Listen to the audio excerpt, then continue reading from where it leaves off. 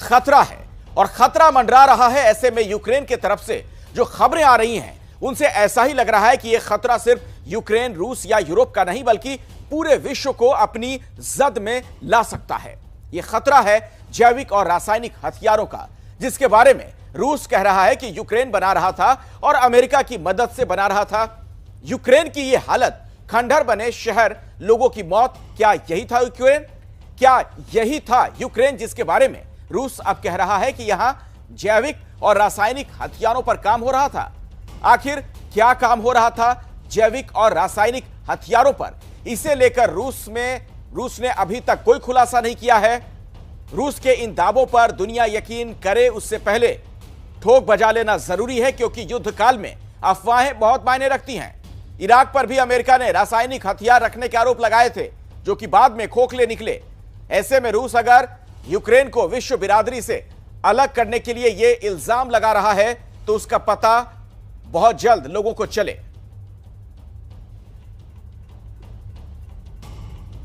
Europe में इस वक्त जो कुछ हो रहा है, भारत समेत पूरी दुनिया पर उसका खतरा मंडरा रहा है।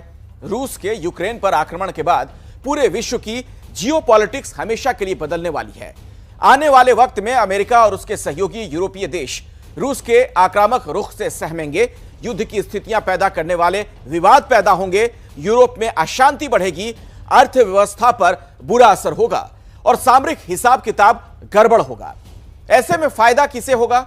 उसका असर भारत की सुरक्षा पर क्या होगा? आपको बता रहे हैं मशहूर रक्षा विशेषज्ञ कर्नल दानवीर, एबीपी के डिफेंस रिपोर्टर नीरज राजपूत और यूक्रेन में मौजूद हमारे फॉरेन कॉरेस्पॉन्डेंट प्रणय उपाध्याय।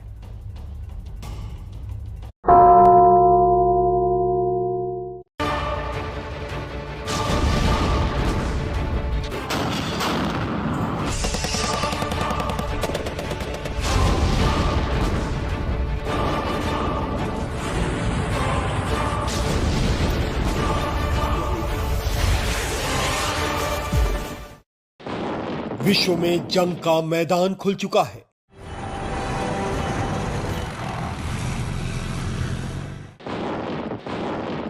यहां हर रोज तबाही बरस रही है। मानवता सिसक रही है। घर बार छूट रहे हैं। यूक्रेन के आम लोग अमन चाहते हैं, अपने घरों में महफूज रहना चाहते हैं। उन्हें न नाटो की खेमेबाजी से कोई लेना देना है, न रूस में पुतिन की राजनीति से। जब भी कहीं जंग होती है, सबसे पहले इंसानियत घायल होती है। ऐसे में बड़े मुल्कों और उसके सियासतदानों की कोशिश होना चाहिए कि आग बुझाई जा सके। मगर बीते दिनों चीन और उसके राजनेताओं की तरफ से आए बयानों को लेकर बहुत सारे सवाल उठ रहे हैं। भारत, चीन और यूएई तीनों ने रूस के खिलाफ प्रस्ताव में अनुपस्थित रहकर अपनी अपनी सुविधा देखी, लेकिन इसमें से चीन इकलौता देश ऐसा निकला जिसने इस पूरे मामले में मौका देखा। वोटिंग में गैर हाजिर, लेकिन बाहर से रूस का समर्थन करता हुआ चीन बहुत दूर आगे निकल आया। और यही वजह है कि दुनिया इस पूरे घटनाक्रम में चीन की भूमिका को लेकर सशंकित दिखाई दे रही है। सबसे पहले सुन लीजिए चीनी प्रधानमंत्री ली केकियांग ने क्या कहा। यूक्रेन की वर्तमान स्थिति चिंताजनक है। इसको देखते हुए हमें रूस और यूक्रेन की सहायता करनी चाहिए ताकि वो बातचीत करें और समझौता करें। चीन के प्रधानमंत्री का ये बयान बेहद डिप्लोमेटिक है, लेकिन उनके विदेश मंत्री का रुख बेहद कड़ा और अमेरिका समेत भारत जैसे उसके सहयोगियों के खिलाफ है। चीनी विदेश मंत्री वांग यी ने कहा, मॉस्को के साथ चीन के रिश्ते दुनिया के सबसे महत्वपूर्ण द्विपक्षीय संबंधों में से एक हैं। इसके साथ ही उसने क्वाड और उत्तर कोरिया को लेकर अमेरिका पर निशाना साधा। क्वाड 4 देशों भारत, अमेरिका, जापान और ऑस्ट्रेलिया का सैनिक गठजोड़ है, जिसको लेकर चीन की भवें पहले से ही तनी हुई हैं। चीन इस कॉन्टेक्स्ट में कहता है कि जो आप क्वाड बना रहे हैं, क्वाड भी दरअसल नेटो जैसा ही है।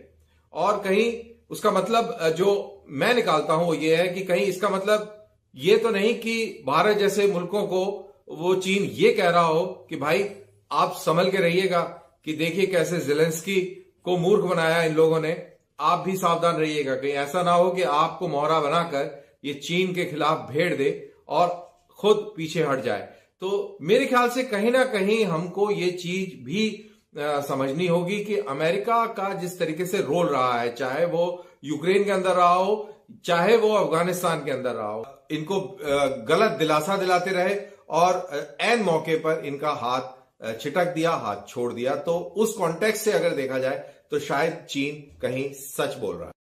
चीन भले ही हमारा परमानेंट पड़ोसी हो, लेकिन भारत के साथ अमन चैन से रहने की बात उसकी फितरत में नहीं। चीन इस वक्त भी हमारी सीमा पर तनाव बढ़ा रहा है। हमारी और उसकी सेना आमने सामने खड़ी है। ऐसे में यूक्रेन युद्ध के बाद विश्व की जो परिस्थितियां बदली हैं, उसको देखते हुए भारत को अपनी सुरक्षा और कूटनीति की फिक्र करने की जरूरत है, क्योंकि यही सबक है यूक्रेन युद्ध का भी। पहले कोरोना की महामारी और फिर यूक्रेन का युद्ध, इसने दुनिया को कई सबक दिए हैं। नसीहतें भारत के लिए भी हैं। खासतौर पर चीन और पाकिस्तान जैसे मुश्किल पड़ोसियों से घिरे भारत के लिए आत्मनिर्भरता का मंत्र बेहद जरूरी है। आत्मनिर्भरता सबसे महत्वपूर्ण हो जाती है हथियारों के क्षेत्र में। भारत ने मिसाइलों से लेकर स्वदेशी लड़ाकू विमान तेजस तक इसकी कोशिश जरूर की है, लेकिन इस नींव पर बुलंद इमारत खड़ी हो, ये और भी ज्यादा महत्वपूर्ण है। अगर हमने आगे आने वाले दशकों में अपने वजूद को, अपने देश को बचाना है, सुरक्षित रखना है, तो हम किसी और मुल्क के ऊपर हथियारों के मामले में डिपेंडेंट नहीं रह सकते। हमें आत्मनिर्भरता के अलावा हमारे पास और कोई चारा नहीं है। देखिए, चीन के मामले में भारत को ना अमेरिका पर भरोसा करना चाहिए, ना रूस पर अंधविश्वास।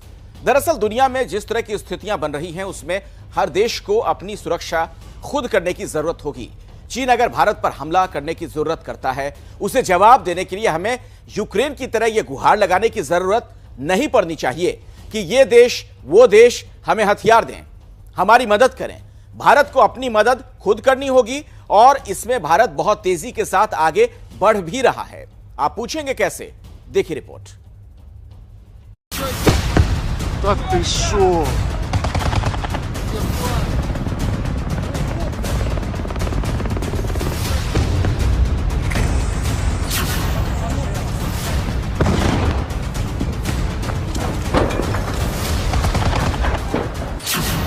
रूस यूक्रेन के बीच छिड़ी जंग के बीच भारत ने स्वदेशी लड़ाकू विमानों की कड़ी में 5th generation stealth fighter jet AMCA बनाने की दिशा में एक बड़ी उड़ान भरी है। डीआरडीओ और एडीए के डिजाइन के आधार पर एमका लड़ाकू विमान के लिए विशेष पार्ट्स को बनाने का काम शुरू हो गया है। रडार की पकड़ में नहीं आने वाले स्टेल्थ फाइटर जेट बनाने की दिशा में यह कदम मील का पत्थर कहा जा सकता है। भारत के 5वीं श्रेणी के स्वदेशी फाइटर जेट को एमका यानी एडवांस मीडियम कॉम्बैट एयरक्राफ्ट नाम दिया गया है। पिछले साल यानी फरवरी 2021 में भारत ने एरो इंडिया शो के दौरान पहली बार एमका का डिजाइन और मॉडल दुनिया के सामने पेश किया था। लड़ाकू विमानों के डिजाइन तैयार करने वाली एजेंसी यानी आडा, एरोस्पेस डेवलपमेंट एजेंसी और डीआरडीओ ने मिलकर इसका डिजाइन और मॉडल तैयार किया है। खास बात यह है कि ये भारत का खुद का पहला ट्विन इंजन यानी कि 2 इंजन वाला स्वदेशी फाइटर जेट होगा और इसकी स्टील फीचर के चलते दुश्मन की रडार को भी इसे पकड़ने में काफी मुश्किल का सामना करना होगा। भारत अगर एमका बनाने में कामयाब हो जाता है तो अमेरिका, रूस और चीन सहित उन चुनिंदा देशों की श्रेणी में शामिल हो जाएगा जिनके पास 5वें जनरेशन के लड़ाकू विमान बनाने की क्षमता होगी। एमका जो है 5th जनरेशन फाइटर एयरक्राफ्ट होगा और इसके अंदर 6th जनरेशन टेक्नोलॉजीज भी होंगी। तो ये बहुत ही आला दर्जे का और दुनिया का बेहतरीन जदीद तरीन एक फाइटर एयरक्राफ्ट होगा और ऐसा होने से आप ये कह सकते हैं कि भारत एक तरीके से फाइटर जेट टेक्नोलॉजी के मामले में आत्मनिर्भर हो जाएगा। हाल ही में थल सेना प्रमुख जनरल एमएम नरवणे ने यूक्रेन युद्ध से सीख लेते हुए स्वदेशी हथियारों के निर्माण पर जोर देने की बात कही थी। दरअसल स्टील्थ फाइटर जेट की बॉडी यानी ढांचा एक खास तरह की मटेरियल से बना होता है जो कि दुश्मन की रडार से निकलने वाली तरंगों को ऑब्जर्व कर लेता है और फिर दुश्मन की रडार को ये वापस तरंगे नहीं जाने देता है, जिसके चलते दुश्मन की रडार इन तरह के स्टील्थ फाइटर जेट्स को डिटेक्ट यानी पकड़ नहीं पाती है। भारत के पास अगर इस तरह के स्टील्थ फाइटर जेट होते हैं तो चीन के लिए ये एक बड़ा डिटरेंस का काम कर सकते हैं। माना जा रहा है कि भारत का ये 5th जनरेशन फाइटर जेट साल 2025 तक बनकर तैयार हो जाएगा और साल 2030 तक वायुसेना की फाइटिंग स्क्वाड्रन का हिस्सा बन जाएगा।